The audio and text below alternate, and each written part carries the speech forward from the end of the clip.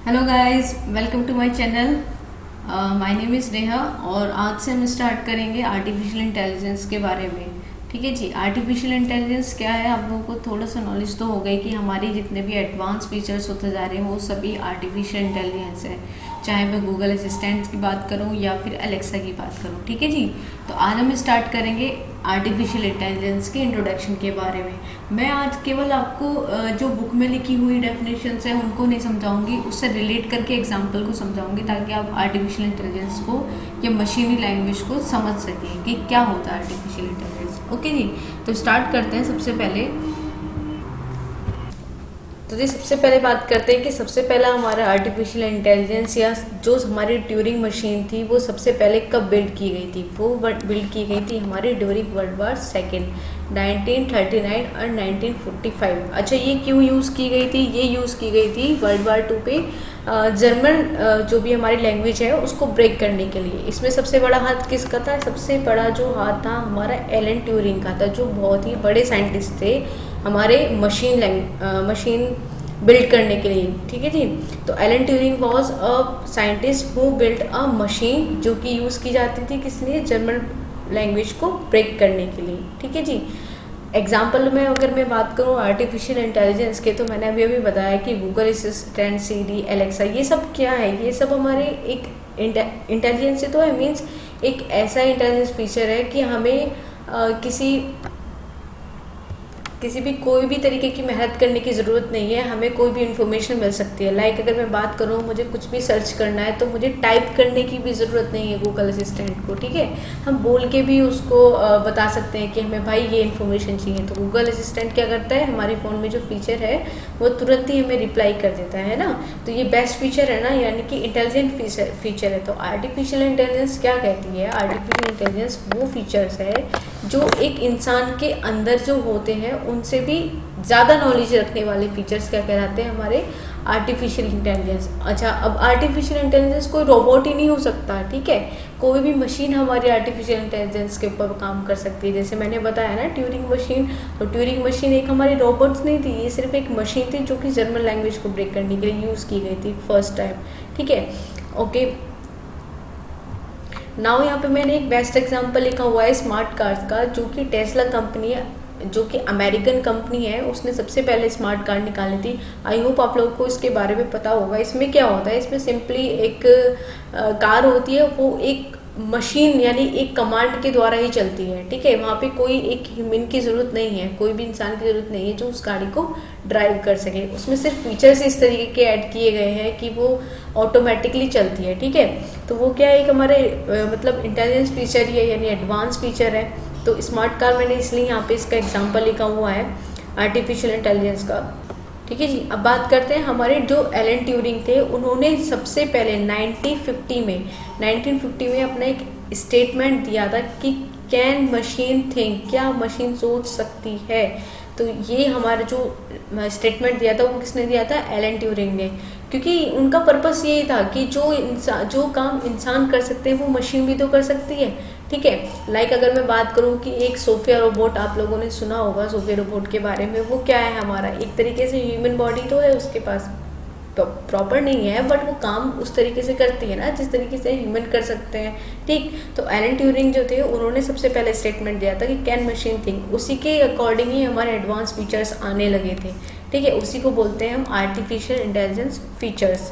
Okay, now मैं बात करूँ कि इन चारों को फीचर्स को समझने के लिए, यानी कैन मशीन थिंक्स को समझने के लिए यहाँ पे मैंने सिर्फ 4 टर्म यूज़ की गई हैं: reasoning, learning, problem solving, perception. ये सब क्या है? लाइक अगर मैं बात करूँ रीजनिंग की, तो हम लोगों को जनरली पता है कि अगर मैं किसी एग्ज़ाम में बैठूँ तो मुझे भाई 33% पासिंग मार्क्स चाहिए। ठीक है, पास होने के लिए आउट ऑफ 100, है ना। लेकिन अगर मेरे 40 आ गए तो यहाँ पर मैं एक रीज़न लगा दूंगी ना कि भाई 40 आ गए भाई, मैं इसका मतलब मैं पास हूँ। ठीक है, वही क्या होता है, हमारा रीजनिंग कॉन्सेप्ट कहलाता है। ठीक है, नाउ बात करते हैं लर्निंग की। अब कंप्यूटर के मशीन के अंदर हमें एक ऐसा फीचर डालना है कि वो ह्यूमन की तरह लर्न कर सके। तो उसके लिए मैं एक बेस्ट एग्जांपल बताती हूँ। लाइक अगर मैं बात करूँ कि मान लीजिए ये कोई हमारी एक मशीन है, ठीक है, एक रोबोटिक मशीन ही है। ठीक, अब वो चलना स्टार्ट करता है, धीरे धीरे धीरे धीरे चला, और उसको नहीं पता कि आगे एक हमारे पास गड्ढा है और वो बाई चांस इसमें गिर जाता है। ठीक है।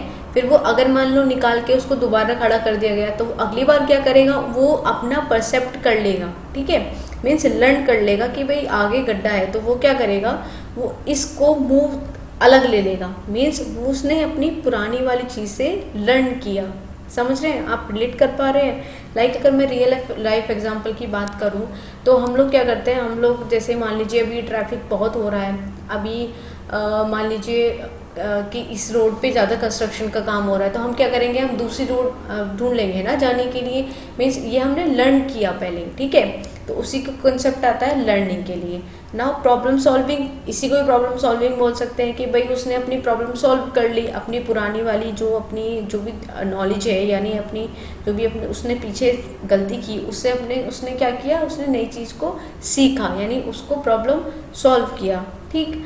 वही फीचर्स हमें एक मशीन के अंदर डालने होते हैं कि जो हम इंसान गलती कर रहे हैं वो गलती मशीन ना करे, ठीक है, तभी तो वो एडवांस फीचर होगा, मीन्स तभी तो एक मशीन परफेक्ट कहलाएगी, ठीक। नाउ बात करते हैं फोर्थ पॉइंट की, यानी परसेप्शन की। परसेप्शन का मतलब क्या होता है, एक तरीके से नज़रिया।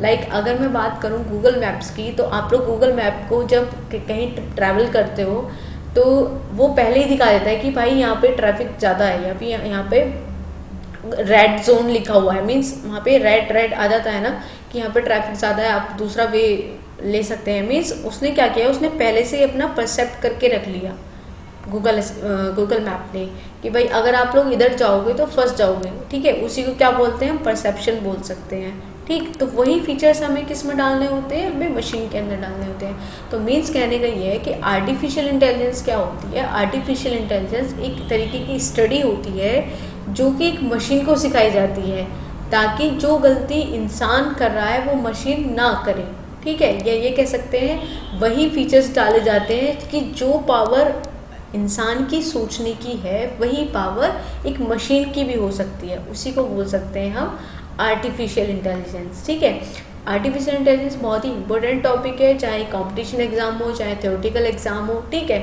तो आर्टिफिशियल का इंट्रोडक्शन के लिए अगर कभी आपको पूछने जाता है तो आप ये चारों टॉपिक ज़रूर डिस्क्राइब करके आइए, ताकि समझने वाले को भी समझ में आ जाए कि हाँ भाई इसको कुछ पता है, ठीक है। और मैंने एक एग्जांपल्स बताए जैसे Siri, Alexa, Google assistant and smart का, ये सभी आर्टिफिशियल इंटेलिजेंस के बेस्ट एग्जांपल्स हैं। और भी एडवांस फीचर्स हो रहा है हमारे इंडिया में नहीं, वर्ल्ड में भी, पूरे सबसे ज़्यादा अमेरिका हमारा जो दूसरी कंट्री है हमारी, तो वो सबसे ज़्यादा आगे हैं इन चीज़ों में। बट आर्टिफिशियल इंटेलिजेंस बहुत ही इम्पोर्टेंट टॉपिक है, बहुत ही एडवांस फीचर है किसी भी कंपनी के लिए, किसी भी लाइक बात करूँ मैं टेक्नोलॉजी फील्ड के लिए भी, तो artificial intelligence is the most. Artificial intelligence का मीन्स ये नहीं है कि कोई भाई एक रोबोट ही होगा जिसके हाथ पैर होंगे। आर्टिफिशियल इंटेलिजेंस कुछ भी हो सकती है। लाइक अगर मैं अमेजन की बात करूँ तो अमेजन ने भी बहुत सारे अपने प्रोडक्ट निकाले हुए हैं जो आर्टिफिशियल इंटेलिजेंस पर ही वर्क करती है, ठीक है जी। आज की वीडियो में केवल इतना ही। नेक्स्ट वीडियो में बात करेंगे हम लोग सर्चिंग के बारे में, टाइप ऑफ सर्चिंग के बारे में, क्योंकि उसमें बच्चों को बहुत ही कन्फ्यूज़न होता है कि क्या होता है सर्चिंग, ठीक है जी। तो आप लोगों को अगर ये वीडियो थोड़ा पसंद आया हो तो लाइक कीजिए, प्लीज़ सब्सक्राइब भी कीजिए चैनल को, ताकि मैं और भी वीडियो ला सकूं। आर्टिफिशियल इंटेलिजेंस नहीं, कंप्यूटर साइंस से रिलेटेड जितने भी टॉपिक्स होते हैं मैं उनको कवर करने की कोशिश करती हूँ, ठीक है जी। Thank you guys, thank you so much.